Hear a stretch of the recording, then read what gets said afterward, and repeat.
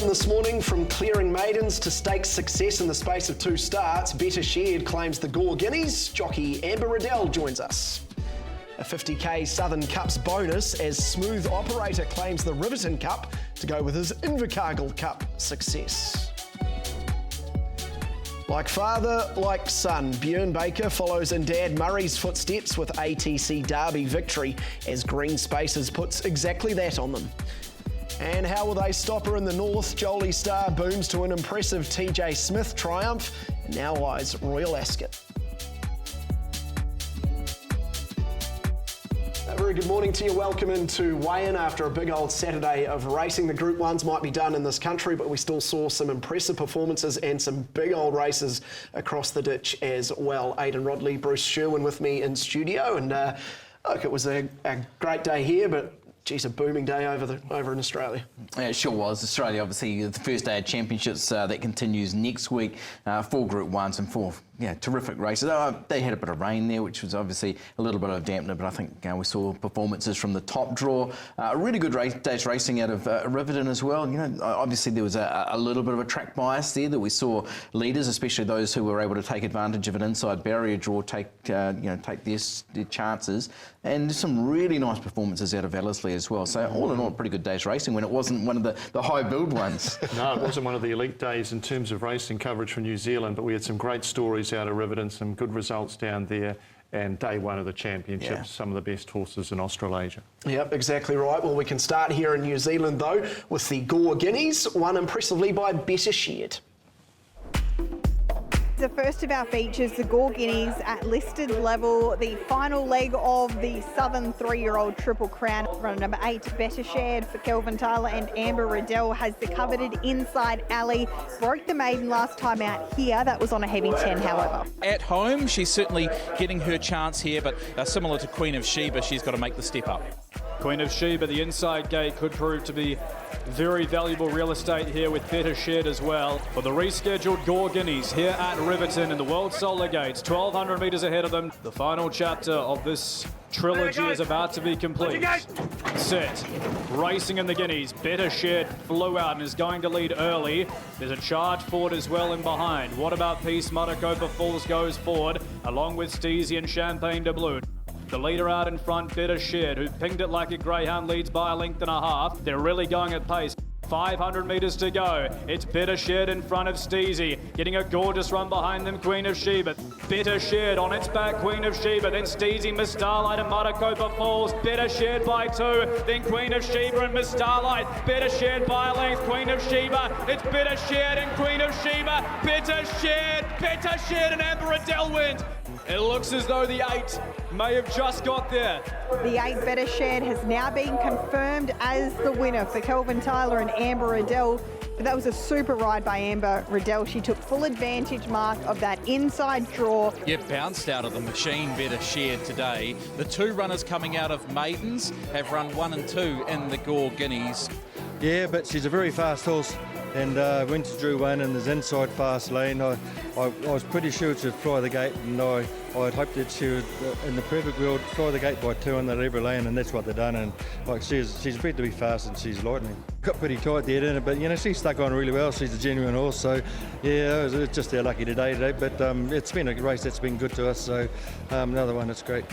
That's my first listed win, and to get it for Kelvin and Alan Tyler and the whole Tyler team has just been amazing.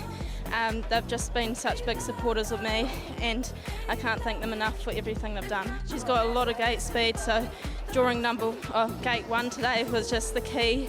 She got an easy lead, and I was able to get some real soft sectionals. Her breathing was good, and she's just a really tough filly and dug really deep to the line.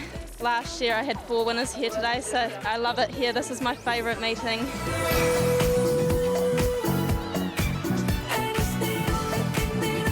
Well, we can see why it's Amber Riddell's favourite meeting when she has success like that. Better Shared beating Queen of Sheba, Miss Starlight and Cool Azarine in the Gore Guineas. And Amber is now with us live on Weigh-In. Amber, thank you very much for jumping on. We just heard there you say that was your first listed win. So what did that mean to you yesterday? Yeah, it meant a lot to me yesterday. Calvin, he's just been such a big supporter of me. That's our 16th win together. Yeah, Calvin's just been amazing. He's put me on some really good horses and we have a really good partnership. So to get my first listed race for him meant a lot. Well done yesterday, Amber. You got the tactics bang on. It was obviously a preconceived plan. Yes, it was. She's got a lot of gate speed. Last start when I rode her, she absolutely flew the gates. So I knew today, drawing one, she would just like clear them, and she just did it so easily. And especially with that track bias, yeah, I was pretty confident heading into that race. Geez, those numbers are telling a story, Amber. 41 rides at Riverton for 11 wins and 68 rides for Kelvin Tyler for 16 wins. Of your 107 wins, more than 1 in 7 has come for that stable. How important has Kelvin's support been in your career? It's just been so important. Like from my first win for him on Lightning Jack, and then last year he invited me for the Easter meeting, and we actually had 4 winners together. I actually won 4 in a day last year. Yeah. Riverton's definitely my favourite track, and Calvin, he's like family to me. Like they just look after me so well, and yeah, I stay with them, help them out the horses, and he's just been amazing. Him, Vanessa, Ellen and Murray, they're just been such big supporters, and yeah. Amber, obviously you're the daughter of Jonathan Riddell, Group 1 winning jockey, but tell us a bit more about your background, even outside of racing. I believe there's a university degree there, and your pathway to get to this point as our leading apprentice jockey. Yeah, so I finished school. I actually rode track work all throughout high school, and I finished school and it was like during lockdown, so I thought I'll give university a go. I've got a degree in sports science, and yeah, as soon as I completed my degree, I just knew that I wanted to be a jockey. I had 3 seasons as an amateur jockey, and yeah, I just knew straight away that that's what the career path I want to take. And Emma, we've heard about your dad and the impact that he's had and the impact that Calvin's had. Who else has perhaps played a big part in getting you to this point and in your career in the saddle so far? Now through gate 19. Yeah, so Dad's been a big help. Yeah, any advice I have, he watches most of my races, and yeah, he's been a big help. So is my mum. Yeah, it's just great to have family in racing and people to support me, and us. Like I can get as much advice like out of them as possible, and yeah, it's been great. Does he get grumpy, and is he generous with his praise? Yeah, he can get grumpy, but no, he's good. Like when I'm at the races, he'll give me a call and say like, look, you need to do this or that. Like yesterday, he was giving me advice as well, but no, it's good. He doesn't get too grumpy. He kind of like leaves me to figure it out myself a lot of the time as well. Amber, just a couple of things here. You're 5 in front of Alan Nicholas on that apprentice jockeys chart at the moment. Is that really in the crosshairs? Is that something you want to do? And maybe just to go with that, how ambitious are you? Yeah, it's definitely something that I've been aiming for this season. I've been doing a lot of travelling.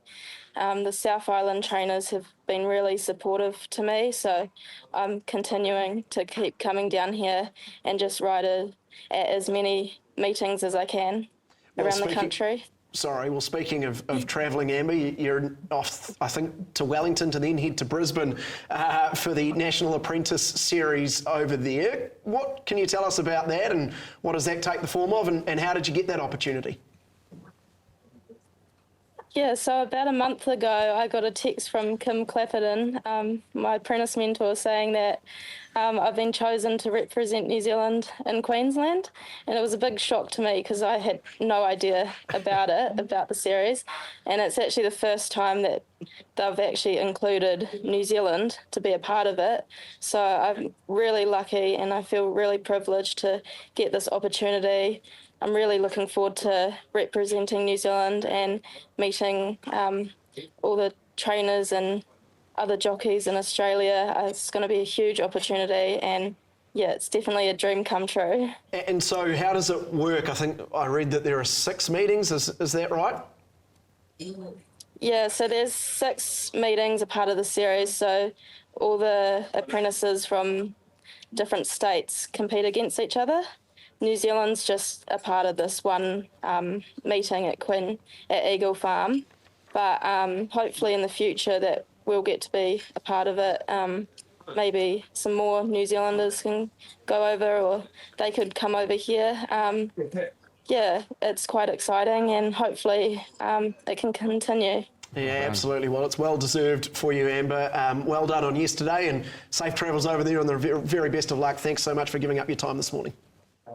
Yeah, thank you very much. Awesome. Amber Riddell there, who had success in the Gore Guineas on board Better Shared, and she's been riding really well this season, Amber. Well, even her presentation there, that's brilliant, isn't it? To see? No, sure is. She's a really mature jockey. She's 24 now. And she spent time not only, around the Tyler stable, around Lisa Latta, who's her mentor, but she was with Ben and Ryan Foote for a time, Kevin Myers. So she's had a really well-rounded career. Obviously, she talks about Dad, Group 1 winning jockey, both sides of the Tasman. Mum, Trina Riddell, who's been immersed in the racing industry, one of the Murray Baker school as well. So.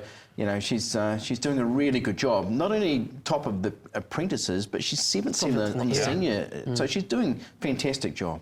Yeah, absolutely she is. Well, we can take a little bit of a deeper dive into the race. Better Shared beating Queen of Sheba, Miss Starlight and Cool Azarine. And look, we talked about it at the start of the chat with Amber that it was a bounce and run type race because we'd seen what was playing with the track. Bounce and run kind of day. Yeah, very hard, if not impossible to win unless they found the rail. Anything outside of 3 found it very hard all day unless it had gate speed. Prime Spot, we saw that shot out of the gates. That was the key. Began brilliantly, and the only danger was the horse that came off its tail. Miss Starlight's run better. Good to see her getting back to something like better form. And they came clear, but impossible for horses off the fence. Yeah, I think that gives you real credit for Cool Azarine, who's made up pretty good ground late for 4th. But one thing about this, I know Calvin Tyler, it's his home track. On the radio in the morning, he'd sort of said, this is going to be an up and in day. So we'd worked it out, got tactics brilliantly, and he said that in his post-race as well. So just a well thought out plan, and it's been executed perfectly with a very good Amber Riddell ride. There'll be a lot made of the track bias, but in my experience, whenever it rains, it's hard to predict where it's going to be. A couple of weeks ago at Tauranga, it was a mad fence bias on a wet day. On the same day at Wanganui, they were coming to the outside. Then we had the issue at Trantham last week where it was probably track overuse, which saw a fast lane near the inside. It is a problem, and hopefully we can address it coming out of that in terms of whether there was any red flags and track preparation. It's not easy to sort out, but it can be sorted out. We saw it at Ruakaka a few years ago. That was just as bad as it's got. In recent times, Ruakaka's been one of the fairest tracks in New Zealand, so it can be sorted out. We saw Ellerslie sort of being talked about as maybe an on-speed track. Boy, yesterday, it was more favoured swoopers, but there was a lot of speed in those races. They went hard at Riverton yesterday, but they were still, there was no real pressure. Those leaders were getting, as Amber said then, there's no pressure in that race. Yeah. Okay, well, we can hear from some beaten jockeys and get their thoughts on it. Corey Campbell with Queen of Sheba. Close, I actually thought at the time I got the bobbin, but she's fought on really gamely. She's really attacked the lines. She should be in for a good autumn. She won a really good race. I was very happy with the result. I think she would have liked a bit better ground and she would have been right in it. Pretty good run for her. She's a very tough filly. Came out good from the barriers. The pace was on. We knew that it was going to happen. So managed to get in a good spot following Miss Starlight and Tina, and she quickened well down the straight. Just if it was a bit extra distance of 1400, I think she would have been right there. But nonetheless, over the 1200, she still ran a good race at the end. The beaten jockeys there out of the Gore Guineas, and there are a couple of races that we'll take a look at on the other side of this break. But since we're talking about the track, we actually have a bit of data for you to show the situation really, and this kind of tells you where you needed to be and the best barriers to be to win the races. Prime, as it says, prime real estate, inside barriers and near the rail, so only horses that were wide got forward and on the rail. It made it very hard for those off the fence, and a lot of compensation for those horses, but how much? I guess the staggering stat is in race 10, barrier 1 paid 30 to 1. So there's obviously not too many professionals following Riverton on Saturday, but it is an opportunity. But it's really hard, Aidan. you do your form, you might have 4 to 5 links or 8 to 10 points, rating points when I was doing the form over the majority of chances in the field. When track bias plays, and you've got a horse rating a couple of links clear, and it's I would have it say at $1.80. If it's a couple of links clear and there's 5 to 6 links track biased, that horse can't win. Yeah, you do have to just change. You do have to change, and that's one of the puzzles of being the punter, right? You just got to be able to. I couldn't do it as a pro back in the day. I was always too fixated on that's the best horse, that should win. Yeah. But if you have the capacity to change and adapt to that, and if we see that horse that won the last from barrier 1, 30 to 1, massive overs. Sometimes as a punter, you're just going to say, I've got this wrong. Yeah. Let's reassemble the data and get it right. Did we get that on record? Or was he referring to someone else? It was live and it's been recorded as well, Bruce, so it's here forever. Rightio, that wraps the Gore Guineas. We continue to take a look at Riverton on the other side of this quick break on Weigh In.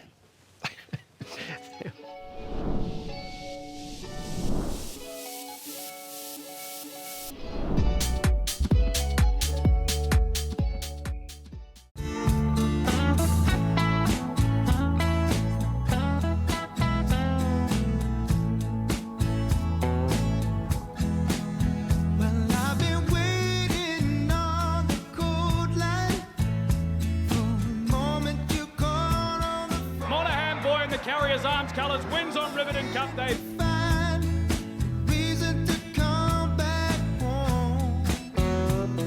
Express Coat with the head in front. Express Coat and Rochello. Express Coat.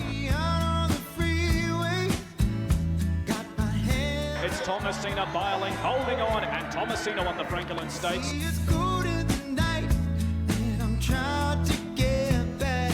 Smooth Operator puts its neck in front. He's too smooth for them, and Smooth Operator won the Riverton Cup.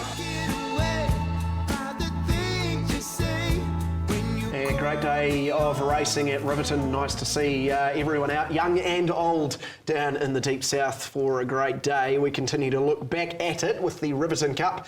Now, our next race to delve into, this one by Smooth Operator, Riviera Rebel, Sight to See and Bauble. And once again, Tina Komaniagi utilised the #1 barrier and play it again, Sam. Yeah, yes, exactly. Leader, Riviera Rebel, his shares improved dramatically with the way the track was playing up and in, so he was able to offset the wider gate and get to the front. Smooth Operator in the trail, and 3 back, Sight to See, who didn't have all favours, hampered and probably an unlucky loser. But Smooth Operator gets up to win, putting together a really good horse's record. 8 wins from his 44 starts and over 300,000 in prize money, and a $50,000 Southern Cups bonus. Yeah, and it's been so consistent through those cups. Won the Invercargill Cup, 5th in the Dunedin Cup, and now takes out the Riverton Cup. Even in that Invercargill Cup, when he was able to score by 6 1/4, this time he's been made to work a little bit more. But like you say, Riviera Rebel, that's more of, I thought had been really disappointing leading in, but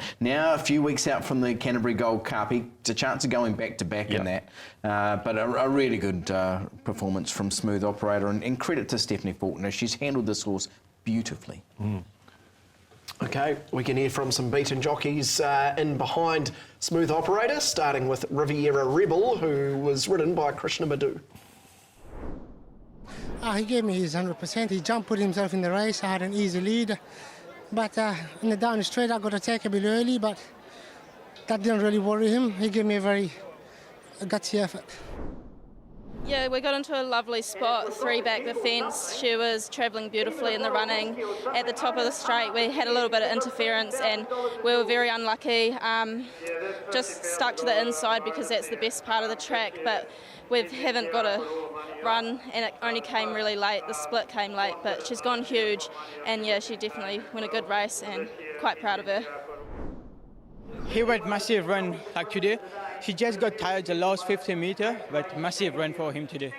The beaten jockeys there out of the Riverton Cup. Anything to add about the ones in behind, Bruce? Yeah, well, obviously with the track bias, it's a bit of compensation or forgive cards with horses like Capadel Impero and Mayor of Norwood, so they had an impossible task with the way the track's set up. But just a little note on the Riverton Jockey Club are there with putting up 80,000, good stake for a cup. They've done well, and they were some of the force behind the Southern Cup bonus. So I think it's been well supported, another capacity field here and a good result. Geez, we got a nice push there for a sight to see from Amber Riddell, just saying the horse was luckless. Goes around in the Open 2-1-4-7 tomorrow with Floor Moorman taking 3 off down to 53.5. Will be very hard to beat. Where's it drawn? Draws, 14. Maybe it's going to play a little bit differently second time. We'll wait and see. We move along to the Open Sprint over the 1,200 metres, and we just obviously spoke to Amber Riddell. Well, she was on board Express Cope, who beat Richello, Motion Time and Miss Brittany. Yep, barriers 2, 3 and 4. Thomasina in front on the fence. A little unlucky in the trailing position there. And the red colours was Motion Time, just held up. Probably would have gone close to winning, but Express Cope just presented at the right time in the home straight to get by of the runners there, and a good effort. Yeah, obviously Richello's gone a tough race, and Motion Time closed off nicely in the end. The first 4 in running were the first 4 home, but even so, expected more of Martel. I know he's got back, but I just expected him to be able to round that off, and he really didn't. So again, it was an on-speed dominated race, but Express Cope out of the 1-1 under Amber Riddell, who, as we spoke about, apologies, is riding looking so well. at Thomasina, who wore the same colours later in the day, but yes, Express Cope loves the track there. Great record there for the Pitman stable, and well handled there by Amber, giving her a feature double on the day. Yep, so they will have day 2 of their double header down at Riverton tomorrow, Easter Monday. We head up north now to Ellerslie, where it wasn't a Group 1 day, but geez, there were some still very, very good horses rolling around, and here's one of them in Slovakia, who sat well off the speed here in the Open 2200, but Michael McNabb had plenty of horse under him, and he knew it too. Very impressive, wasn't she? Ridden quietly. The tempo, so wasn't it nice to see good tempo in a staying race? Throughout the day, even throughout the day. But yeah, as you say, those 2 horses, Giacomo and High Country, who were the speed, they did drop out. Yeah. Slovakia, she has been progressive. She's just emerging through, and Ken and Bev Kelso, as they do, taking their time with her, and I think they're about to reap the rewards. Really nice one yesterday. They'll probably now look to turn her out, but she'll come back and be anything. She's a cup horse next season on what we've seen. Khan Hunter, the old boy, winding back the clock. He was good because he wasn't far off that high pressure up in 3rd or 4th throughout, so his run's respectable in 2nd, and Rusty Lane getting home for 3rd dead heating. He's a shocker, and he's a 2nd run back from Australia, so he might find a place soon. Yeah, Slovakia runs the quickest closing sectionals. He's a shocker with the 2nd quickest last 8 and 6, and Rusty Lane with the 2nd quickest last 4 and 2. Rightio, on to the 3-year-olds. We go over the mile. La Diem beats Navy Ensign, Celtic Tycoon and Glance, and it was a triple attack from Stephen Marsh, and it was the outsider of them that got the job done. Yeah, aggressive ride up on speed, suited. Well, it's just only eyes for one, isn't there? Glance, they've had a huge rap on her, and she's probably an unlucky loser in the grace colours, the green with the yellow sleeves. Yeah, Michael McNabb tried the Slovakia ride with a couple of them late in the day and didn't quite get the same result. But this one here, a 3-year-old filly by Wooten Bassett out of the So You Think winning Group 1 winning mare in La Diosa, who raced as La Bella Diosa in Australia. It's a really nice pedigree and a nice performance from one who's got a little bit in front of it. Now the question is, do they press on up to the 2,000 metres of a Group 2 championship stakes or not? And we did see Solid Gold actually run a quicker time, who probably heads that direction as well. I thought it was a good run by Celtic Tycoon as well. It is, good run, and the Mile Racehorse colours from back and wide, she's worked home really nicely. She's improved since they've ridden her a bit quietly, and Navy Ensign took forever to win his maiden race, but he's put together 2 really good runs. I think that was a good race, that 3-year-old race, but I'm really impressed with Glance moving forward. I would have had her as my weight watcher for the week, but I've already tipped her previously, I think. Yeah, Celtic Tycoon did move in the closing stages on Glance. So just going through that starts report and just hadn't had a bit of chance to say, just saying that was placed under pressure and had to be corrected. But it did close in when maybe Glance did have an opportunity to get through that gap. So, yeah. Yeah, okay, we'll move along to the Open 1300. That was a long-winded way of saying that's a black book. Yeah. You'll have your chance for a black book later in the show. We move to the Open 1300. Camden Hill here beats Master Faye, Yaldi and Machino, and this was very close to being a first win First race day ride for High Intake O on Mr. Fay, but then one Opie Bosson just had other ideas. Yeah, just got a little bit loose on the corner, did High Intake O, but in his first ever ride, it was a hell of an assignment in an open handicap at Ellerslie aboard of Master Fay. He'll learn plenty. He's in a great space under one of the better jockeys we've ever seen, Chad Aldsley, in terms of ability. Yeah. Just only weight held him back from being an elite jockey, but just caught in the last couple of hops by one of our best in Opie Bosson. So much down the straight, it looked as though Master Fay was going to hold Cannon Hill off. Cannon Hill is a very nice Easter handicap trial. They'll go to the 1600 metres in a few weeks' time, but Master Fay just continues to race really well. I did speak to Yontek afterwards as he's leaving, and he got a great thrill out of it. So terrific. And obviously we did interview Opie Bosson afterwards and said, "Geez, you've heard the fairy tale." He said, "Well, I like winning too." And who can blame him? Yeah. Who can blame him? He's done a fair bit of that. Yaldi was good from the back. Yes, he was. And again, making ground through the inside. Maybe they perhaps could have gone to the outside and really unleashed, but his run was terrific. He seems to be going the right way. Okay, well that wraps everything out of New Zealand. On the other side of this quick break, we take a look at day one of the championships, and it was a great one.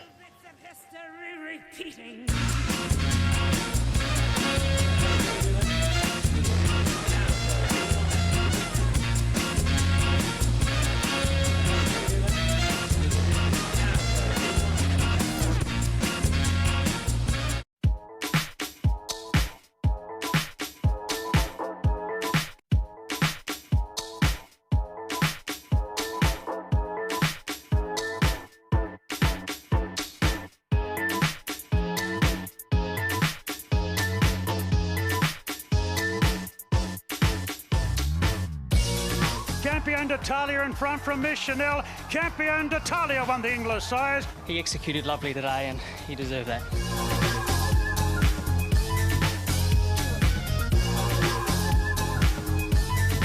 She gives me everything. Giga Kick is lengthening. Jolly Star in front of Giga Kick, and she does it again, Jolly Star. Yeah, she's flying. She's just a wonderful sprinter.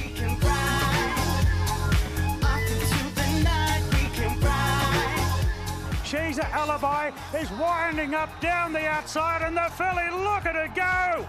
Oh my goodness, different class. She's an alibi for Jamie Mellon, the first filly since the Great Sunline to do it, and what a statement. I've never sat on a horse that's given me goosebumps like that before. Riding the night like the dark night, I am out intrigued. Demonstrate every process to succeed with you, and if you want, I can. Green Spaces sent clear in the Derby, and that's a big win. Björn Baker will celebrate a Derby win. The race won 5 times by his famous father, Murray. You just continue to break barriers, and I know that this to you is just another one, but the first female to win an ATC Derby. We're just better than them. So proud of you. Oh, it's just satisfying. I've had so much belief in this horse. The whole team have. They've done an amazing job. Look, Bjorn's just timed it to perfection, set him up perfectly, and he's just a dude. Look at him. You've done what your dad did 5 times. You've won a Derby. Yeah, he just wants to make it clear, Murray. He spoke to me pre-race. He said he's won 9 Derbies. 5 Australian, 2 New Zealand, 1 Victorian, and the Wellington Derby with Sir Vigilant 70-1, but their race doesn't exist. So special. What a great watch. She gives me everything I want everything I need. We can take it to the... It was a great watch, all right, as was the entire first day of the championships out of Randwick, and we want to start with the ATC Derby because joining us live is Björn Baker, the trainer, of course, of Green Spaces, the winner of the Derby. Björn, thank you very much for joining us on the show. The first question, I know you weren't too keen to do a video chat, so how was the night? Yeah, a lot of good fun and good. I've got family over at the moment, so that was a pretty special day. The one thing I can do, I can't always train well, but I can celebrate well, and we had an excellent night, a lot of good fun, and we have a pretty cruisy day today. Well done, Björn. Bruce Sherwin here. Have you been working out over there? Because that bloke you picked up after the Derby was bigger than most Korean motor vehicles. Yeah, I said he's 270 kilos, and funnily enough, he's my racing manager. Luke, he's an absolutely fantastic bloke, but when you want a racing manager, you want probably an independent bloke booking jockeys. The big problem I've had with Luke is he's married to Rachel, so it worked out beautifully yesterday. Rachel rode great. She rode 3 winners and Blue Door in the first race as well. So no, it's pretty special from that. He's a great mate, and obviously Rachel's does a heap of work for the stable, and it was great to see her get rewarded as well. Björn, obviously following in Murray's great footsteps to win this Australian Derby. Just tell us a little bit about the horse, Green Spaces. When did he become on your radar? When did he join the stable and show the promise that he's obviously transpired to have? Yeah, it's been, well, I was lucky enough to get, I think I got a baker's dozen off Godolphin when James Cummings, essentially, they changed their model. So I was lucky enough to get Pericles, who ran a great 5th in the Doncaster yesterday. And then this bloke, he'd won 1 from 2. He'd won as a 2-year-old, and funnily enough, failed on a wet track at Gosford. And so you sort of didn't know too much about him. All I'd say is he's an athletic, lighter type of a horse, and even if you look at him yesterday, he's all arms and legs. So he's actually, funnily enough, the first street boss to win a stakes race beyond 2,040 metres. Of course, Anamo's a street boss that won the Cox Plate, so he sort of broke some new ground there. But everything he's done in terms of how he relaxes, switches off, and suggests that, and his recovery at home when he gallops, suggests that the 2400 was going to be right up his alley, and now you've got a dream, and maybe we can get him to the Cups in the spring. Björn, yours is one of the great success stories of New Zealand trainers relocating to Australia. Career-defining moment, training for the Sheikh. Looking back, is there a horse, when you went over with a relatively small team, a horse or horses or a moment that really set your career alight in Australia? It's been, I guess, working for a long time, and that's very kind, Bruce. It's worked out amazingly well. I've been here 15 years now, and it was tough going initially, and I guess probably the horse, I was lucky enough to buy Unencumbered that won the Magic Millions. That definitely helped get horses in the stable. But it's very competitive, Australian, New Zealand, racing in Sydney in particular. So I guess I've been lucky in some ways that I've been able to build slow and steady. And funnily enough, in this game, slow and steady can often win the race. So I've been able to get involved with great people. I've got good, loyal clients that I've had for a long time, and able to probably establish the foundations more than anything, rather than getting big race success straight away and not quite having the business behind it, or the substance and the relationships and so forth. So funnily enough, I think it's worked out probably as well as it could. And even when you look at obviously the benchmark over here and who's going to be the greatest trainer in Australasian history is Chris. And in some ways, he's a little bit the same. It hasn't happened overnight. It's been slow and steady. And he just continues to build and build. And unfortunately for me and all the other trainers, he's stronger and stronger. Well, Björn, your dad was a pretty darn good trainer as well, and we heard in that piece just before we came to you his success in this race. I know that you spoke to him a little bit throughout the week. What was perhaps his main bit of advice, or the bit of advice that you took on the most heading into the Derby? Yeah, I guess you have to have a fit horse, and there's no point beating or saying otherwise. It's a demanding 2400.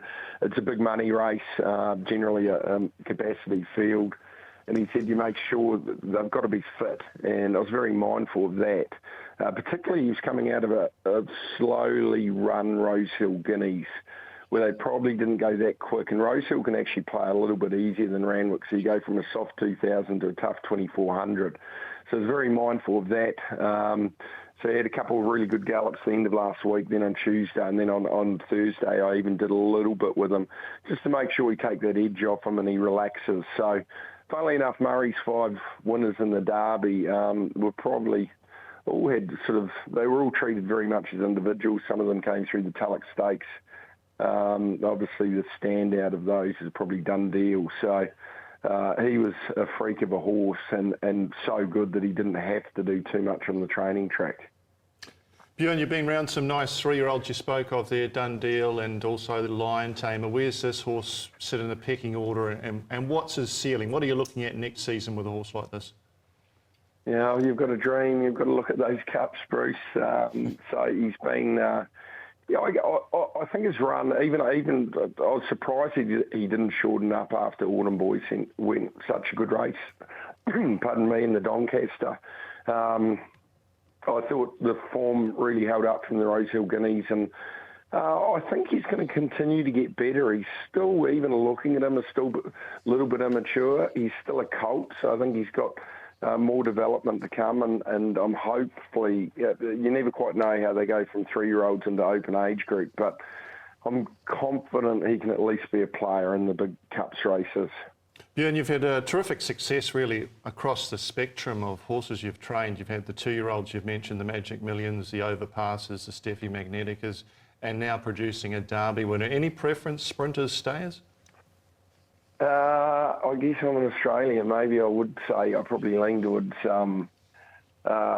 sprinters a little bit more and maybe even a little bit more focused on 2-year-olds. I've been lucky enough to have a really good last couple of years with 2-year-olds, and even winning the Kindergarten Stakes yesterday with Blue Door in the first race was a very important win. So from a commercial point of view, and getting bigger and better, that's where some of the huge upside can be. And even the well-bred size produce winner tomorrow, he's definitely got a home at stud. So some of those things are pretty exciting if you can get involved. And I've been lucky enough to have 2 good colts this year, and Warwoven and Paradoxium. It didn't quite work out yesterday, but that's a pretty exciting part of it if you can manage to get a good colt or even an exciting filly. Bjorn, you talked about those 2-year-olds. When will we see Blue Door next? And even the 2 that ran yesterday in the size, when will we see them next as well? Roccini, I thought she ran really well in the size, so we'll possibly look at the Champagne Stakes in a couple of weeks. Up to a mile for a 2-year-old, it's demanding, but it's a Group 1, so if you can have in the run top 3 there would be a huge result. Paradoxium will go out, and we'll probably just focus on a race like the Coolmore. And Blue Door, because she won yesterday, there's not a whole heap of options. Otherwise, we go to possibly Brisbane, or we put her out and bring her back for the spring for some of the good 3-year-old races. So she's an exceptional filly. I thought she was going to be very vulnerable yesterday with one trial. And I thought she was gone at the 100, but she was very, very strong late. And she's very fast. So I think the best is yet to come from her. All right, mate. Well, we really appreciate you jumping on. Rest up today after your big night last night, and best of luck next week for day 2 of the championships. Hey, go well. Mate, we can't rest up. I've still got tickets to the Warriors Sharks, mate. We're going to smash them. We certainly are, mate. Well, you enjoy that. Thank you very much for your time. Do appreciate it. Bjorn Baker there, not only had a good day yesterday, but let's hope he can enjoy a Warriors victory later on this afternoon. Let's take a look back at the race a little bit deeper. Green Spaces beating Designation, Storm Leopard and KJ, and he just travelled superbly throughout, almost put him to sleep. Yeah, set up beautifully. Look at him on the corner. He's the only horse still on the bridle, and that white cap looming wider. So terrific. He's from an interesting pedigree too. He's a half to the very good Group 1 galloper Trekking, grandson of Serenade Rose, who did the Oak Stubble in her year, and it's the family of Jaffe, so a little bit of New Zealand flavour in that pedigree, but just a dominant display, wasn't it? It really was. It was a confident ride too from Rachel King. Great to see her get further success and to get classic success, a Derby win. That hasn't even been done here in New Zealand as well. And for Bjorn Baker, who got, I think, the second Group 1 of his career with Lion Tamer in 2010 Victoria Derby. That was on a day that rained a fair bit as well. And geez, there was a fair bit of rain yesterday from Rosehill. Just speaking to Roger James this morning, they did put the wet track down to Road to Paris's defeat. I think there was 17 mils within the space of an hour, and it continued through the day. Said that Road to Paris has come through the race pretty well. Come back home, I think, tomorrow, and we'll have a pretty loose spring before they decide what will carry on. Just on Roger James, a couple of things. Solid Gold was terrific at Ellerslie. We'll head to the championship stakes now, and possibly on to Brisbane for a race like the Queensland Oaks, and they are already have Swains Day heading towards a Stradbroke handicap, so Brisbane definitely on the radar for that stable. Okay, nice. Well, let's hear from some beaten jockeys from the Derby, starting with Tyler Schiller on board Designation. Yeah, he's run out of his skin. He stays all day and he just kept plodding to the line, but very strong, staying performance. Yeah, extraordinary effort off the back up. You know, the winner was set for the race and won accordingly. So he's got a bright future, our bloke, in the staying ranks, and looking forward to seeing where he ends up. He went super. He just wants quicker ground than that. Mid-race pace probably didn't really suit him, and he just didn't finish the race off. The beaten jockeys there out of the Derby. We head straight to the Doncaster, and my word, this was some performance. About here, you thought, how on earth does She's an Alibi win this race? And not only did she win, she put an absolute space on them. Just the arrogance of the win. Let's just go back to second last, follow them round and come 20 wide on the corner and win on the bridle. She is freakish. Unbelievable. And there's talk about, seeing a few social media posts about what the blinkers have done to her. She is just an out-and-out star. And to be doing this to this quality of field, it was arrogant. Geez, what's in front of her? Yeah. Well, yeah, that's the thing. And the fact that she was a $10,000 weanling purchase. She's now made more than $4 million and she's only a 3-year-old filly. It's outrageous. Just going back through her form, she got beaten in a Rockhampton Maiden 11th of April. I want to go back and watch that replay. Yeah. She ran second. Just one point of that, Jamie Mellon's 19th Group 1. She's closing in on Sam Spratt for the Australasian record. Sam currently holds that with 23. Okay, nice. We'll keep tabs on that. I think we can hear from some of the beaten jockeys, starting with Kieran McAvoy on board Autumn Boy. Great run by him, yeah. He travelled nicely, enjoyed that ground. He presented at the top of the straight and the winner was just too sharp. Yeah, he ran terrific. The winner put us away quickly straightening, but to his credit, he gathered himself back up and was really strong over the last furlong and a half. Yeah, look, he was unbelievable, really.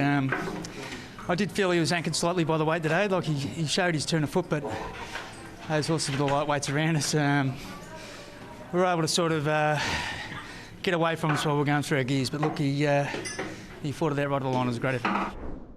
Yeah, the barrier ended up being a real big disadvantage, so we had to go back.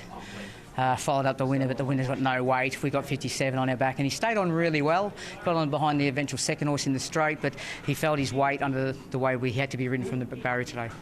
Well, it was She's an Alibi beats Autumn Boy, Militarise and Gringotts. Just quickly, do you think she would meet Autumn Glow at some point, perhaps in the spring? And I mean, it's hard to know. Yeah, you sure would. Throw well written into the mix as well. Course. And geez, you got to, the best of all worlds. But she's a star. Good crop of 3-year-olds though. Autumn Boy was giving her an extra kilo, 3 kilos, running second. Militarise is a good story, back from a horse that was infertile as a stallion. They don't often come back. Yeah. He's come back and run third in a Doncaster, and Gringotts, the New Zealand bred, under that weight was really good. Rightio, we move along to the sprint. The TJ Smith Stakes won by Jolie Star. Massive congrats to the Cambridge stud team. She beat Giga Kick, Skybird Overpass. This was the second of James McDonald and Chris Waller's Group 1s and back-to-back races, and gee, she was good.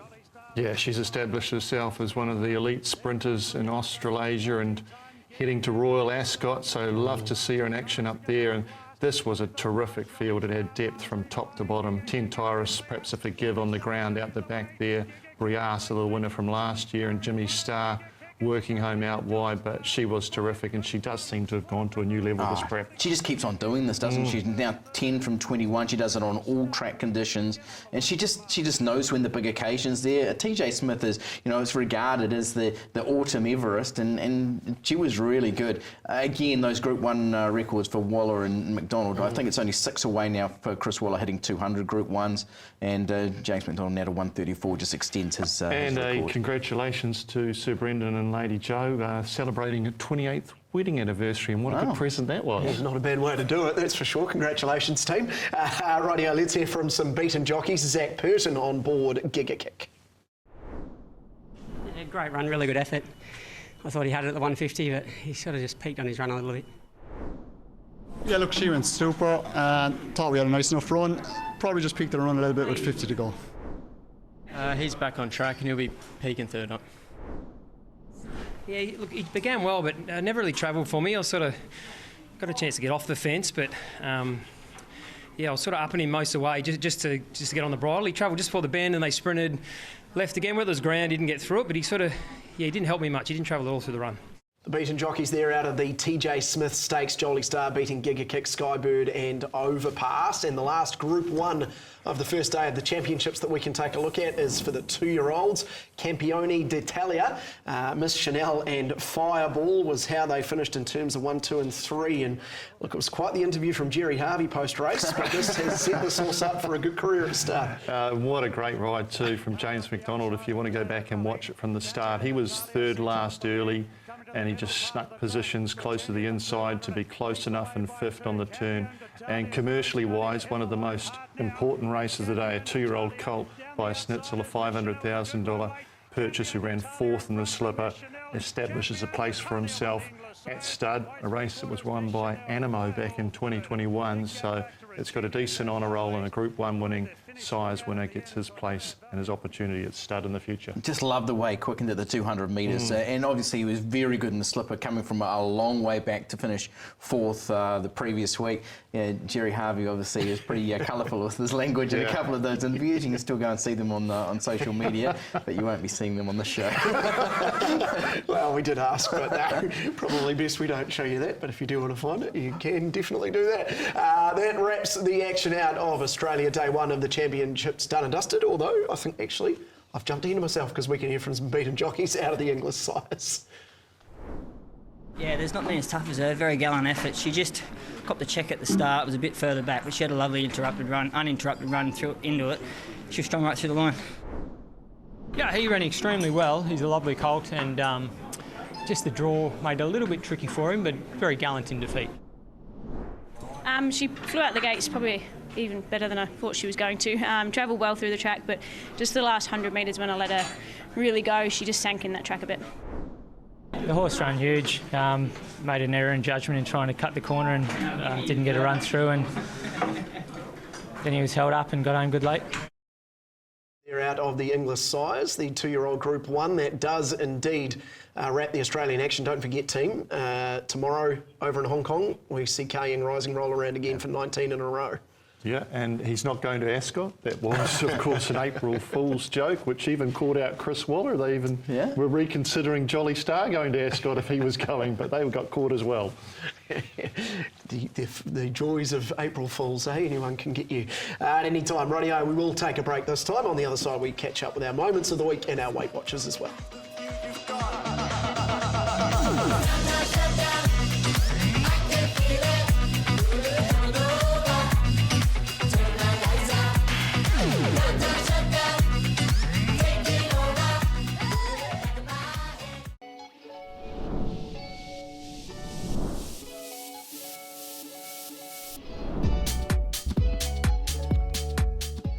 Welcome back into Weigh In. A few minutes left of the show to go, and just before we get to our moments and our Weight Watchers, a bit of news to get to, and things are rocking and rolling in the halls of power, Bruce. Yeah, there's been a couple of interesting developments through the week with an article produced in the National Business Review. It's behind a paywall, but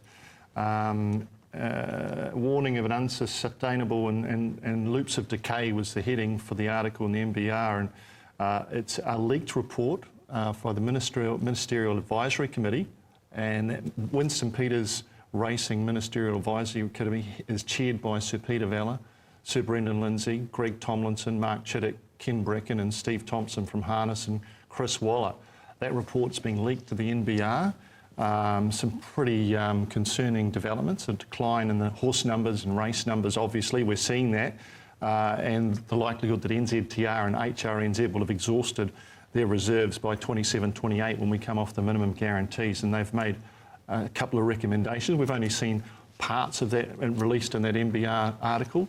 There's been a response in the Straight, which is not behind a paywall. You can read that, NZTR's response, and they're downplaying the infighting rumours that are circulating, and HRNZ even producing a document yesterday, an email suggesting they were reviewing the Ministerial Advisory Committee report, and it's an evolving and developing space. Yeah, and it is a little bit concerning, especially because obviously the Entain deal goes to 2028, so it's worth $1 billion into the industry. But you know, some of the numbers they have been skewed a little bit because it's not all around stakes. There's some of it around infrastructure and things, isn't there? That obviously it all adds up. But it's obviously something for us to be a little bit concerned about because you know it's the longevity, it's the health of this industry pressing forward, and obviously NZTR are concerned enough to be sort of talking about bringing legal sort of things in as well. So, but it wouldn't be a document that would be leaked without a lot of thought going in behind that. So there's a little bit of water to flow under this bridge yet.